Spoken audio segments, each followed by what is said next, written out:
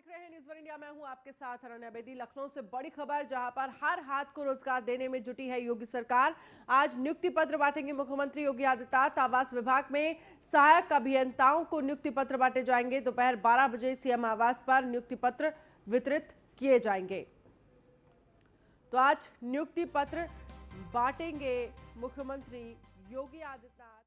तो हर हाथ को रोजगार देने में जुटी है योगी सरकार। आज नियुक्ति पत्र बांटेंगे मुख्यमंत्री योगी आदित्यनाथ। आवास विभाग में सहायक अभियंताओं को नियुक्ति पत्र दोपहर 12 बजे सीएम आवास पर नियुक्ति पत्र वितरण का कार्यक्रम होगा।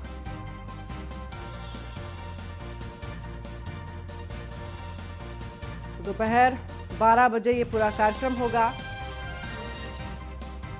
हर हाथ को रोजगार देने में जुटी है योगी सरकार।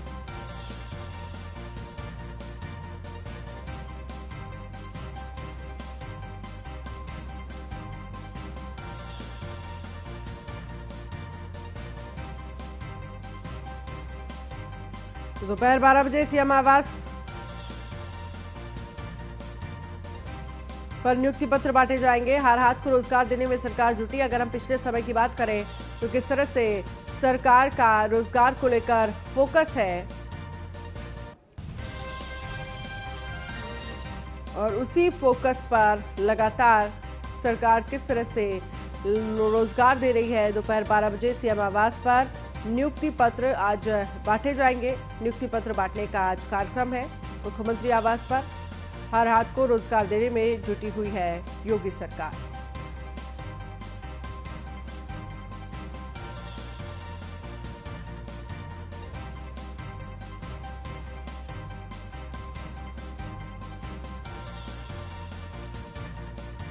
तो हर हाथ को रोजगार देने में जुटी है योगी सरकार। बड़ी खबर आपको दिखा रहे हैं। आज नियुक्ति पत्र बांटेंगे मुख्यमंत्री योगी आदित्यनाथ। तो आवास विभाग में सहायक अभियंताओं को नियुक्ति पत्र दोपहर 12 बजे सीएम आवास पर नियुक्ति पत्र वितरण का कार्यक्रम होगा।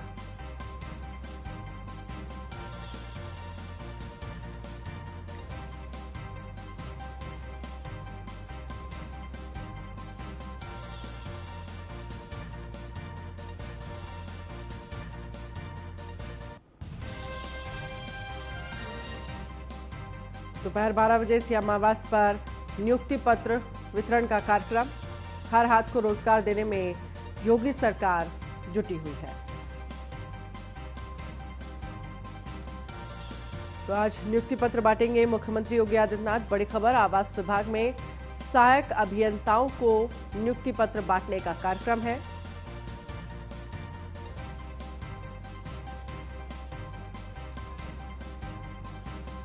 और दोपहर 12 बजे का ये समय बताया जा रहा है जब नियुक्ति पत्र बांटेंगे सीएम योगी आदित्यनाथ।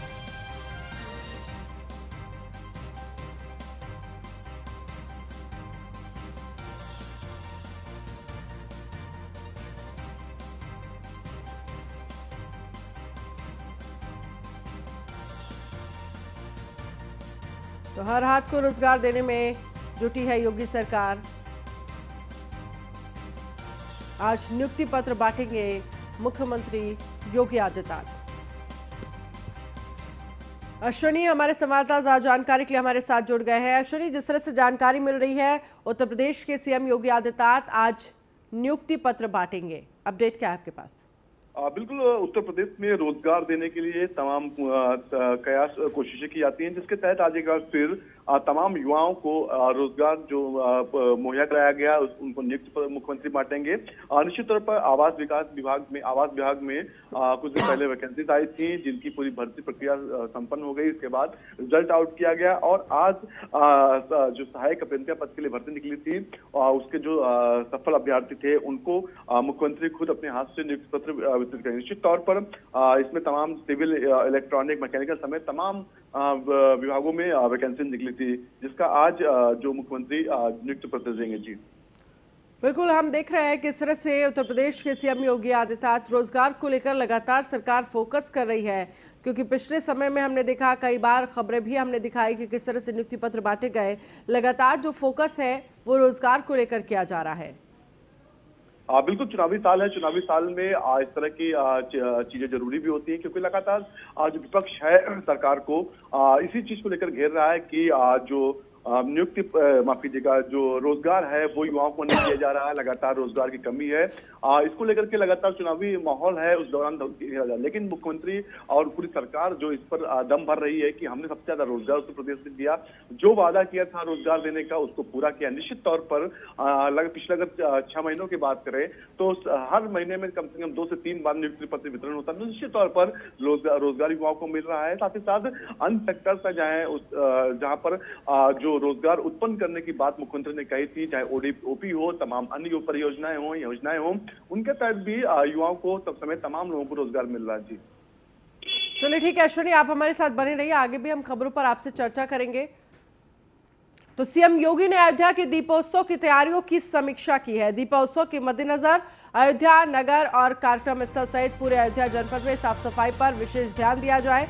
सीएम योगी ने सुरक्षा के सभी इंतजाम सुनिश्चित किए हैं और कहा है कि किए जाए तथा जनसमूह की मॉनिटरिंग की जाए। सीएम योगी दीपोत्सव के अवसर पर अयोध्या आने वालों के लिए पार्किंग की सुचारू व्यवस्था सुनिश्चित की जाए। कार्यक्रम के उपरांत जनसमूह की वापसी को अच्छी तरह से मॉनिटर किया जाए, ये भी सीएम योगी आदित्यनाथ की तरफ से कहा गया है।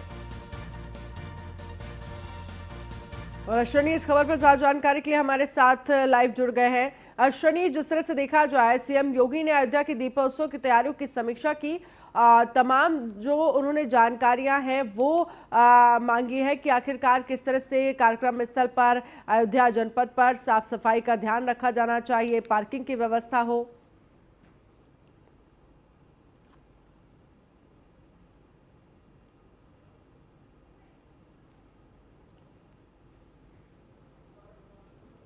अश्विनी, आप मुझे सुन पा रहे हैं?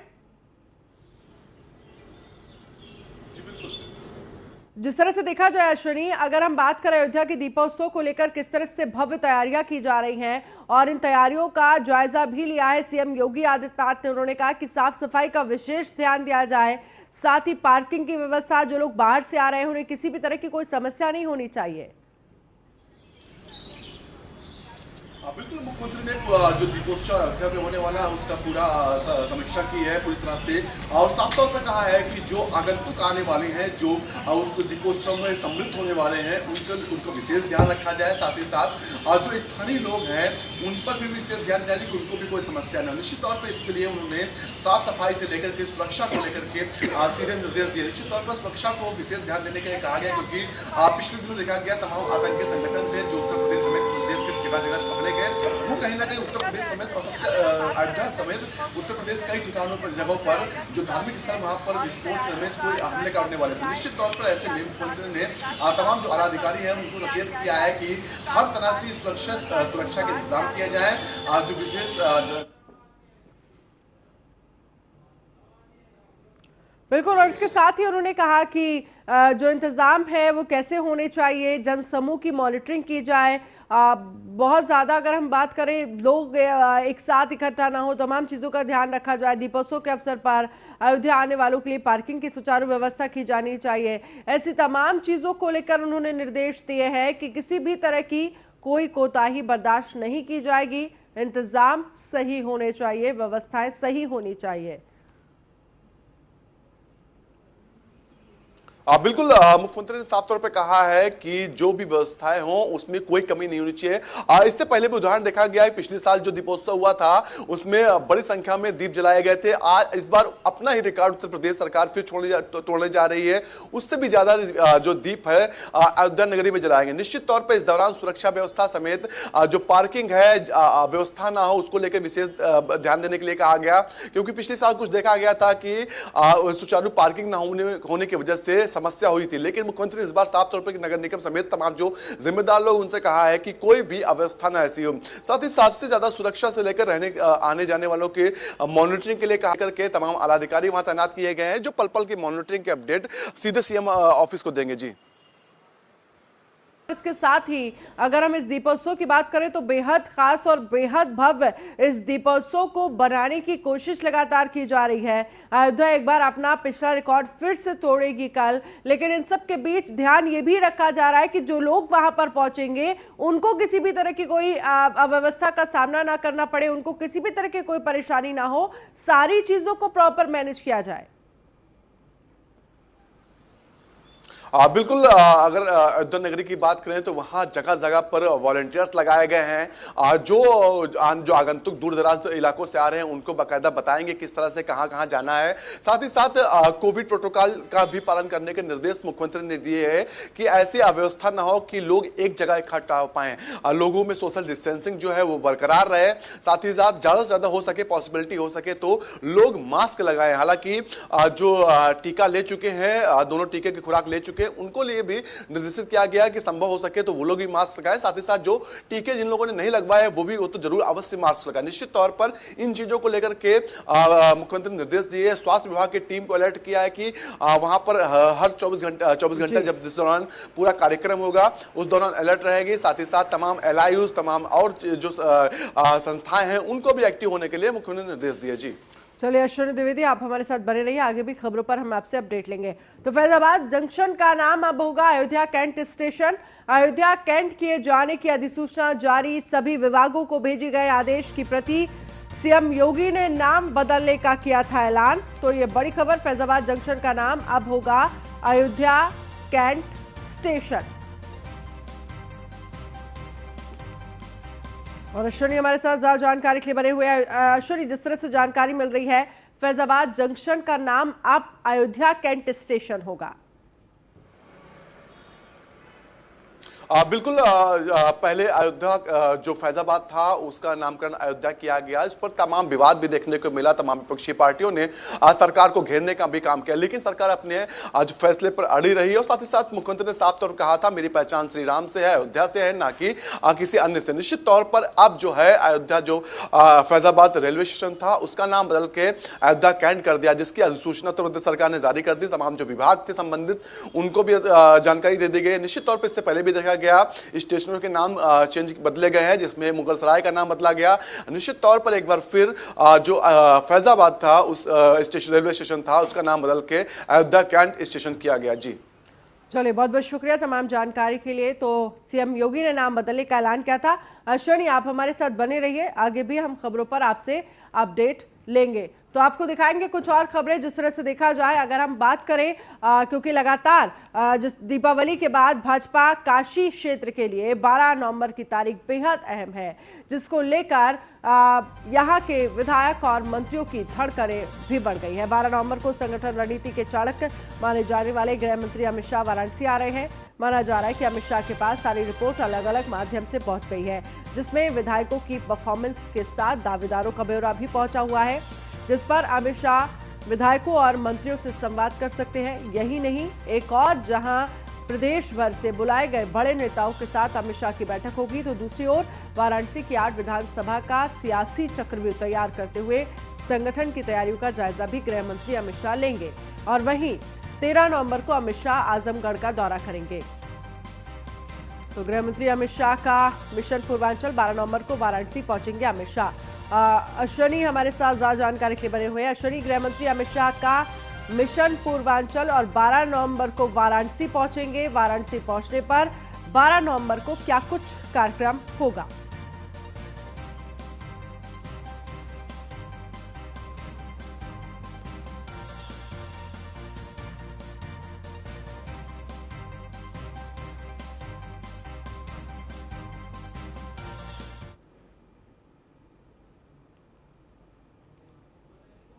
तो बूथ प्रमुख, पन्ना प्रमुख सोशल मीडिया टीम के साथ बैठक करेंगे। सभी जातियों के नेताओं का लेंगे पूर्वांचल की ग्राउंड रिपोर्ट। तो गृह मंत्री अमित शाह का मिशन पूर्वांचल, 12 नवंबर को वाराणसी पहुंचेंगे गृह मंत्री अमित शाह। वाराणसी में 8 से ज्यादा बैठकें करेंगे अमित शाह। तो अश्विनी हमारे साथ ज्यादा जानकारी के लिए बने हुए हैं। अश्विनी, जिस तरह से जानकारी मिल रही है 12 नवंबर को अमित शाह का वाराणसी पहुंचेंगे, जिसके बाद वो तमाम मुद्दों को लेकर चर्चा करेंगे, इलेक्शन से जुड़े तमाम मुद्दों को लेकर चर्चा करेंगे। वाराणसी में 8 से ज्यादा बैठकें हैं उनकी। अगर हम इन बैठकों के बारे में समझना चाहें तो क्या कुछ खास होगा इन बैठक में? बिल्कुल अमित शाह जो देश के गृह मंत्री हैं और भाजपा के बड़े चेहरे हैं, वो पूर्वांचल को साधने की कोशिश कर रहे हैं। वाराणसी प्रधानमंत्री नरेंद्र मोदी का संसदीय क्षेत्र है, ऐसे में वहां पर जिम्मेदारी ज्यादा बढ़ जाती है। वहां के आसपास के जो जिले हैं वहां पर जिम्मेदारी बढ़ती है। निश्चित तौर पर अब उसको लेकर के जो है अमित शाह खुद वहां पहुंच रहे हैं, वहां पर तमाम बैठकें करेंगे। लगभग 8 बैठकों में जो है अमित शाह भाग लेंगे। इस दौरान काशी क्षेत्र के जो तमाम जो सीटें बंटवारा होना उन पर चर्चा होगी। साथ ही साथ तमाम जो पूर्व विधायक रहे हैं उनकी सीटें जो इनका परफॉर्मेंस अच्छा नहीं रहा है उनको सीटों पर चर्चा होगी। साथ ही साथ जो सीटें हारे थे उन पर विशेष चर्चा होगी कि 2017 में क्या कारण रहा था कि हम वो सीटें हारेंगे थे। निश्चित तौर पर इस दौरान तमाम जो बड़े नेता हैं वो वहां मौजूद रहेंगे। मुख्यमंत्री संभवतः खुद वहां मौजूद रहेंगे, समेत स्वतंत्र देव सिंह मौजूद रहेंगे। निश्चित तौर पर बाकायदा बैठक होगी और रणनीति तैयार की जाएगी कि किस तरह से 2022 का जो विधानसभा चुनाव है वो जीता गया। साथ ही साथ तमाम जो सरकारी योजनाएं आई हैं उनको लेकर के जो पन्ना प्रमुख से लेकर के तमाम बूथ अध्यक्ष हैं उनको किस तरह से प्रशिक्षित किया जाए कि वो जाकर के जनता के बीच बताएं कि किस तरह से सरकार ने 4.5 साल में काम किया है। साथ ही साथ केंद्र सरकार ने जो अपने वादे पूरे किए थे, चाहे 370 का हो, ट्रिपल तलाक का हो, समेत तमाम एक लंबी लिस्ट है जो सरकार ने पूरे किए। निश्चित तौर पर साथ ही साथ सबसे ज्यादा विशेष ध्यान दिया जाएगा किसानों पर, क्योंकि किसानों की नाराजगी की बात लगातार सामने आ रही है, वहीं इसका विपक्ष फायदा उठाना चाह रहा है। निश्चित तौर पर जो सरकार तमाम योजनाएं चला रही है किसानों के लिए, किसान सम्मान निधि चलाई जा रही है। बहुत बहुत शुक्रिया तमाम जानकारी के लिए। महाराष्ट्र के पूर्व गृह मंत्री अनिल देशमुख को प्रवर्तन निदेशालय ने 100 करोड़ वसूली के मामले में गिरफ्तार कर लिया है। मुंबई पुलिस के पूर्व कमिश्नर परमवीर सिंह ने 100 करोड़ की वसूली के आरोप लगाए थे। इसके बाद इस मामले की जांच ईडी ने शुरू की थी। देशमुख को करीब 13 घंटे की पूछताछ के बाद ईडी ने गिरफ्तार किया। देशमुख अपने वकील के साथ सुबह करीब 11:40 पर दक्षिण मुंबई के बलाड स्ट्रीट इलाके में स्थित ईडी के दफ्तर पहुंचे थे। लंबी पूछताछ के बाद आधी रात बाद करीब 1:15 बजे उन्हें गिरफ्तार कर लिया गया। वसूली के आरोपों के कारण देशमुख को अप्रैल में इस्तीफा देना पड़ा था। इससे पहले ईडी द्वारा 5 बार समन जारी किए जाने के बावजूद देशमुख पेश नहीं हुए थे, लेकिन बंबई उच्च न्यायालय की गत सप्ताह इन समनों को रद्द करने से इनकार करने के बाद वो एजेंसी के समक्ष पेश हुए हैं। महाराष्ट्र के पूर्व गृह मंत्री अनिल देशमुख गिरफ्तार। मनी लॉन्ड्रिंग केस में अनिल देशमुख गिरफ्तार हुए हैं। ईडी ने अनिल देशमुख को वसूली केस में अरेस्ट किया तो 13 घंटे की पूछताछ के बाद देशमुख की गिरफ्तारी की गई।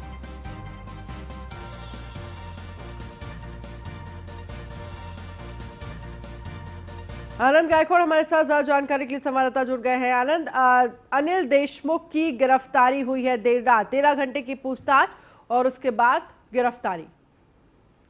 जी बिल्कुल, यही अटकलें लगाई जा रही थी कि जब अनिल देशमुख ने बॉम्बे हाईकोर्ट में एक पिटीशन दाखिल की थी जिसमें कहा गया था कि उन्होंने मांग की थी कि ईडी द्वारा जो उन्हें बार बार समन भेजे जा रहे हैं उनको रद्द कर दिया जाए। तो पिछले सप्ताह बॉम्बे हाईकोर्ट ने जिस तरह से उनकी याचिका खारिज कर दी तो उनके सामने कानूनन कोई रास्ता नहीं बचा था। फिलहाल एक रास्ता बचा था जो बॉम्बे हाईकोर्ट ने कहा था उनको कि आप विशेष अदालत में जाके इसके खिलाफ आप न्याय मांग सकते हैं, लेकिन अनिल देशमुख ने ईडी के दफ्तर में पहुंचना पसंद किया और वो कल जिस तरह से 13 घंटे ईडी के सामने रहे। ईडी ने जो सवाल उनसे मनी लॉन्ड्रिंग और उगाही के संदर्भ में जो सवाल पूछे थे उसकी शंकाओं को दूर करने में असमर्थ हो गई, इसलिए ईडी ने उन्हें तुरंत अरेस्ट कर लिया। आपको खास बात बता दूं कि अब तक के समन के लिए जो वरिष्ठ अधिकारियों को आना था तो दिल्ली से जो ईडी के ज्वाइंट डायरेक्टर है सत्यव्रत कुमार, वो खुद ईडी के दफ्तर पहुंचे मुंबई और उन्होंने खुद पूछताछ की और उनके सवालों के जवाब देने में असमर्थ रहे अनिल देशमुख को बाद में गिरफ्तार कर लिया। हो सकता है कि उन्हें आज कोर्ट में पेशी करके उनकी रिमांड ली जा सकती है। जी बिल्कुल, और कहीं ना कहीं आगे आने वाले समय में अनिल देशमुख की मुश्किलें भी कहीं ना कहीं बढ़ सकती है। जी बिल्कुल, अभी अनिल देशमुख की गिरफ्तारी के बाद उनकी पत्नी और उनके बेटे ऋषिकेश दोनों के ऊपर ईडी की तलवार जो है वो टांगती हुई दिख रही है साफ तौर पे। इसके पहले भी अनिल देशमुख के जो पर्सनल सेक्रेटरी थे और पीए थे वो दोनों को हिरासत में ले लिया गया है, वो अभी भी ईडी की अरेस्ट में है। तो कहीं ना कहीं अनिल देशमुख को ये बड़ा झटका माना जा रहा है और उनके कानूनन वो दायरे में गिरते हुए नजर आ रहे हैं। जी चलिए आनंद गायकवाड़, बहुत बहुत शुक्रिया तमाम जानकारी के लिए। और बुंदेलखंड में पिछले दिनों खाद न मिलने के चलते किसान की मौत के बाद अब राजनीति शुरू हो गई है। हाल ही में प्रियंका गांधी ललितपुर पहुंची थी तो अब किसान नेता राकेश टिकैत भी ललितपुर में पीड़ित किसानों से मिलने पहुंचे। राकेश टिकैत का ललितपुर जाते हुए किसान संगठनों के नेताओं ने झांसी में जोरदार स्वागत किया, जहां उन्होंने पत्रकारों से बात करते हुए सरकार पर निशाना साधा। उन्होंने कहा है कि सरकार अभी घूमने में मस्त है, उसे किसानों की कोई चिंता नहीं है। बुंदेलखंड की खनिज संपदा को लूटने का काम किया गया और खाद न मिलने के चलते किसान आत्महत्या करने को मजबूर है, तो वही सरकार खाद उपलब्ध कराने में नाकाम साबित हो रही है। ना हमारी कोई वार्ता नहीं, 22 जनवरी के बाद में हमारी कोई सरकार से बात नहीं हुई। अच्छा, सरकार तो राउंड पे है नहीं, दिल्ली में सरकार जा रही कहीं। अच्छा, कहाँ जा रही है सरकार? सरकार जा रही कहीं घूमने जा रही, आगे करेंगे बात। योगी जी के बारे में क्या कहना है आप? वह काम इनका भी ठीक नहीं चल रहा। अच्छा, हाँ देखो, यहाँ पे बुंदेलखंड में अगर खरीद हो, हाँ, यहाँ दालों की खरीद हो, यहाँ हाँ, पे तिल की खरीद हो, हाँ, हाँ, यहाँ पे जो अनाज है उसकी खरीद हो, तो यहाँ के किसानों को फायदा हो जाए। बुंदेलखंड ऑर्गेनिक बोर्ड बन जाए तो ऑर्गेनिक फसलें यहाँ पे अभी हैं, बुंदेलखंड में उस पर काम करना। और बुलेटिन में फिलहाल इतना ही। आप बने रहिए न्यूज़ 1 इंडिया के साथ। नमस्कार।